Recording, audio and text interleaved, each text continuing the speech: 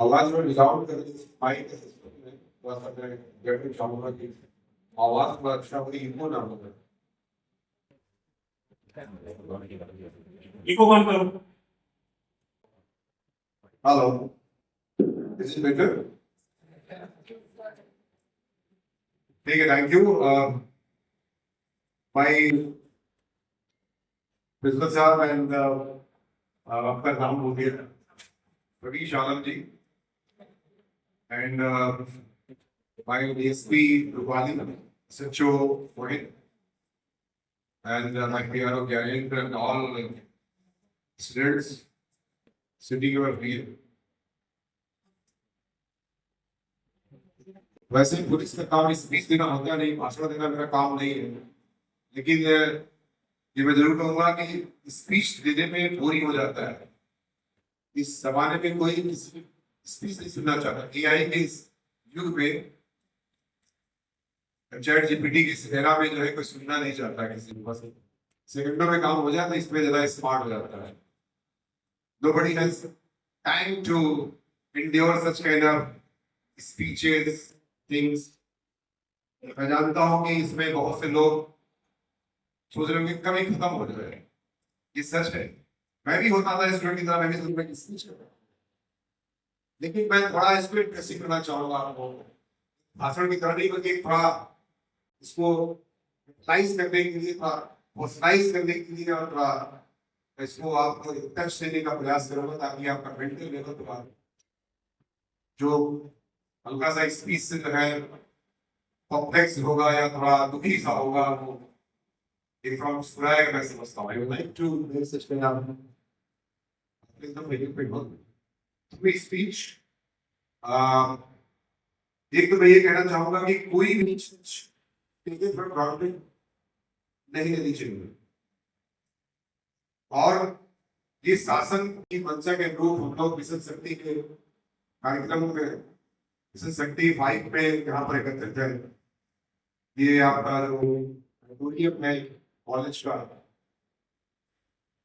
BMS के students काफी smart होते हैं, गर्ल्स एंड बॉयज बहुत। मैं हमेशा ये कहता हूँ कि कोई भी लड़का लड़की एक दूसरे के कंपेटिटिव नहीं होते, एक दूसरे के पूरक होते हैं।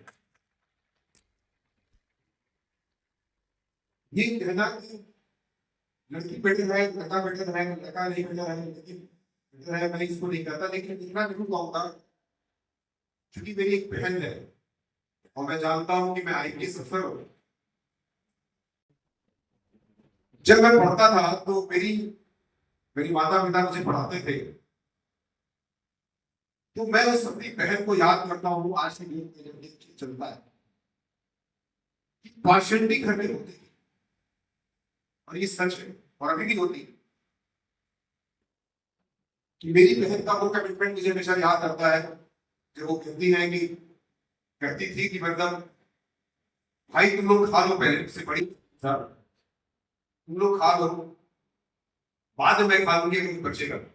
या मैं वो दूध, अगर 4 गिलास दूध है, 5 गिलास दूध है, तो हम लोग दो भाई थे तो ज्यादा दूध पी जाते थे। वो कहती थी तुम ही लोग पी जाओ, मैं बचेगा तो नहीं। इसमें 2 बातें मुझे हमेशा अच्छी लगती है। एक तो ये कि उसकी डेडिकेशन को आप जान को समझ सकते हैं, ये जिंदगी के अंदर ये होता है। और हम लोग, मतलब मैं अपने आप को थोड़ा उस समय बड़ा अच्छा साबित नहीं करके मैं कहूँगा कि हम लोग सोचते भी नहीं थे और समान होते कि क्या है, और ये सच है। मेरे पापा ऑफिसर थे, मेरी माँ बहुत ज्यादा एजुकेटेड नहीं थी, लेकिन मैं अपनी माँ के भरोसे ही आज यहाँ आईपीएस अफसर बैठा हूँ।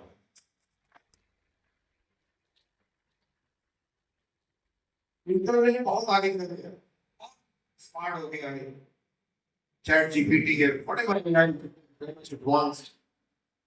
मैं ऐसा समझता हूँ कि तो स्मार्ट हो जाएगा,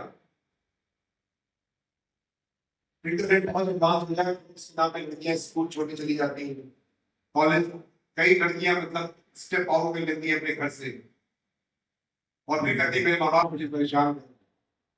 हो सकता है वक्त का इंतकादा हो, या वक्त की इसी मांग लग रही होती है, अरे मेरे माँ बाप भी बुरे हैं। और मैं इसमें सबसे पूछना चाहूंगा, क्या इस विश्व में कोई ऐसा इंसान है जो अपने माँ बाप से बेहतर हो सकता है? मैं ऐसा नहीं समझ सकता। हमारे माँ बाप से बेहतर कोई पैदा ही नहीं हो सकता है। तात्कालिक क्षण के लिए, इमीडिएट टाइम के लिए आपको लग रहा हो कि मेरे माँ बाप भिड़े लग रहे हैं मेरे लिए, लेकिन वक्त जब बताता है ना, तो अति थपेड़े सकता है कि वक्त के थपेड़े से अगर लोग समझ जाते हैं कि माँ बाप से बेहतर कोई नहीं होता है। और मुझसे पूछिए आज की डेट में, जब मैं हाई स्कूल में पढ़ता था, पापा पढ़ो माँ पढ़ते नहीं हो, नंबर इस बार कम आ गया है, तो बुरा लगता था कि जो मस्ती में मजा आता था, वो जो रजाई के अंदर मजा आता है, वो पढ़ने में नहीं मजा आता है। जब दिसंबर का महीना होता है तो रजाई में बहुत अच्छा लगता है, कोई तापने वाली चीज मिल जाए, कितना अच्छा लगता है, पढ़ने मजा आता है। क्या लगता था मेरे माँ बाप भिड़ेंगे, क्या चाहते हैं मुझसे। लेकिन आज जब मैं इस सीट पे बैठा हुआ हूँ, तो इसलिए कोई जिम्मेदार एक ही व्यक्ति है तो मेरे माँ बाप जिम्मेदार है। इसलिए सही कुछ कहता हूं।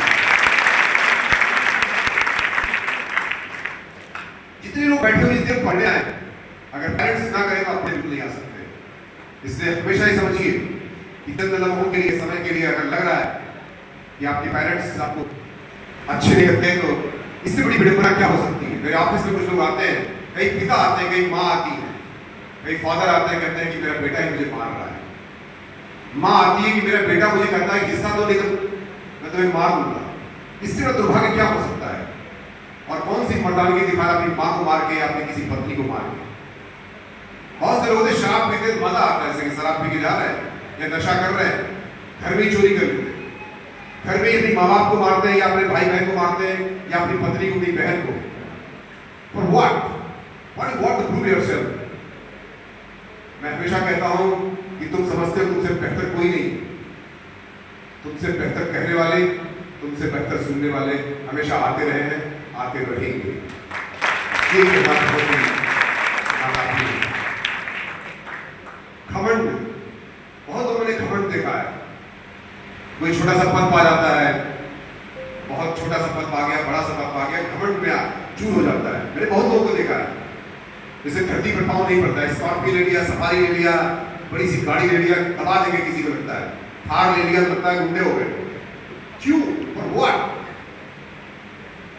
नई बाइक आ गई, अपाचे या कोई और भी बड़ी बड़ी जो बाइक्स आ गई 2.5-3 लाख की, लड़के ले लेते हैं, लगता है कि फिर किसी को हवा में बात करते हैं, स्टंट करेंगे, मजा लेंगे, जो है टाउन करते हैं, टीच करते हैं लोगों को, लड़कियों को कमेंट करते हैं, सोचते तुमसे बेहतर कोई नहीं, तुम्हारे माँ बाप से बेहतर कोई गाड़ी दिया नहीं।